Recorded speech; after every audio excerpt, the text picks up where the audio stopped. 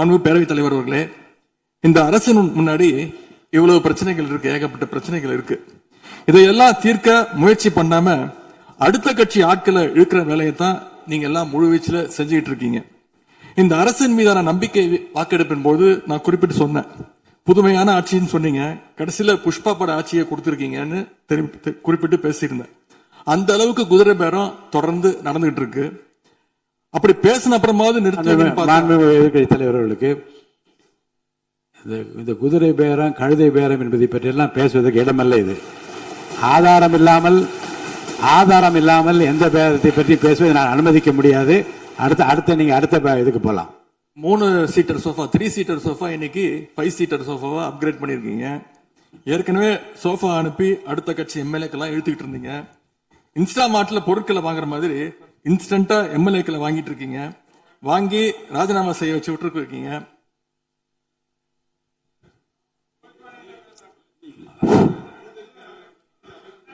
இல்ல நான் என்ன சொல்றேன், எந்த பேரத்தையும் பற்றி இங்க பேச அனுமதி கிடையாதுன்னு தான் நான் சொல்றேன். நீங்க உதாரணம் சொல்லி நீங்க திடீர்னு எடுத்தோடனே குதிரை பேரன்னு சொல்லுவது, அப்புறம் இன்னொரு பேரம் என்று சொல்லி மாண்புமிகு உறுப்பினர் வந்து சோஃபான்னு சொல்றாரு. நான் என்ன சொல்றேன்னா, எதையும் சொல்லுவதற்கு இந்த அவைக்கு உரிமை உண்டு. ஆனால் சொல்லுவதிலே உண்மை இருக்க வேண்டும். உண்மைக்கு மாறான தகவல்களுக்கு இங்க இடமில்லை.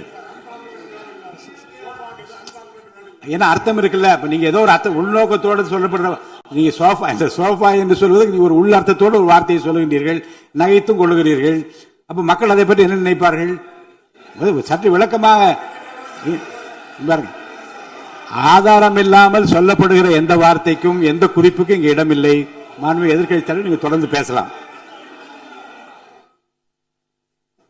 ஊழல் சக்தின்னு சொல்லிட்டு அதே எம்எல்ஏக்களுக்கு இன்னைக்கு ஒரு மச்சத்தை மட்டும் வச்சுட்டு இன்னைக்கு தூய சக்தியா நீங்க மாத்திட்டீங்க. அதனால எங்களுடைய தலைவர் சமீபத்தில் சொன்னாரு, தீர்ந்து போன சக்திகள்கிட்ட திருடுற அளவுக்கு காஞ்சி போன சக்தியா இன்னைக்கு இந்த ஆட்சியாளர்கள் இருக்கிறாங்க. ஆகவே இந்த குற்றச்சாட்டுகளுக்கு முதலமைச்சர் அவர்கள் தன்னுடைய பதில் உரையில அவர் விளக்கம் அளிப்பார்னு நாங்க நம்புறோம். முக்கியமா இந்த ஆள் பிடிக்கிற வேலையை நிப்பாட்டிட்டு இனியாவது ஆட்சி நிர்வாகத்துல நீங்க கான்சென்ட்ரேட் பண்ணுங்கன்னு உங்களை எல்லாம் கேட்டுக்கிறேன். அன்பு பேரவைத் தலைவர் அவர்களே, உங்களுடைய தேர்தல் முக்கியமான வாக்குறுதிகள், படிச்சு வேலை இல்லாத இளைஞர்கள் அவங்களுக்கு எல்லாம் 4500 ரூபாய் மாசம் 4500 ரூபாய் தருவேன்னு சொல்லியிருக்கிறீங்க. அது சீக்கிரம் 6 மாசத்துல கொடுங்க.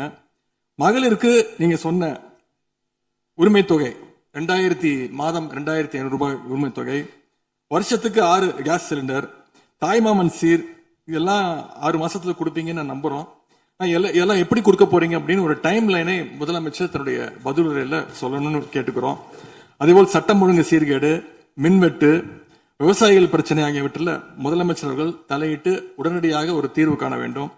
ஆளுநர் உரையில இதற்கான விளக்கம் இல்லாததால முதலமைச்சருடைய பதிலுரையாவது இதெல்லாம் இருக்கும்னு நாங்க எதிர்பார்க்கிறோம். இப்ப நான் கேட்டதுக்கெல்லாம் வழக்கம் போல பழக்க தோஷத்துல எல்லாத்துக்குமே திமுக தான் காரணம்னு எங்க மேல பழிய தூக்கி போடாம தப்பிச்சுக்காம தீர்வை நோக்கியதா முதலமைச்சருடைய பதில் இருக்கணும்னு நான் விரும்பி கேட்டுக்கொள்கின்றேன். ஆளுநர் உரையில இருமொழி கொள்கை, மாநில உரிமை, சமூக நீதி, மகளிர் முன்னேற்றம்னு திமுக சொன்னதையே ப்ளூ பிரிண்டா ஃபாலோ பண்ணி இந்த அரசுடைய கொள்கை முடிவுகளா அறிவிச்சிருக்கிறீங்க. இதை நாங்க வரவேற்கிறோம். மற்றபடி ஆளுநர் உரையில தமிழ்நாட்டுடைய வளர்ச்சிக்கான ரோடு மேப் எதுவும் இல்லைன்னு கூறிக்கொண்டு முழுக்க முதலமைச்சருடைய புகழுரையாகத்தான் இந்த ஆளுநரை அமைஞ்சிருக்குன்னு சொல்லி வாய்ப்புக்கு நன்றி கூறி விடைபெறுகின்றேன். நன்றி, வணக்கம்.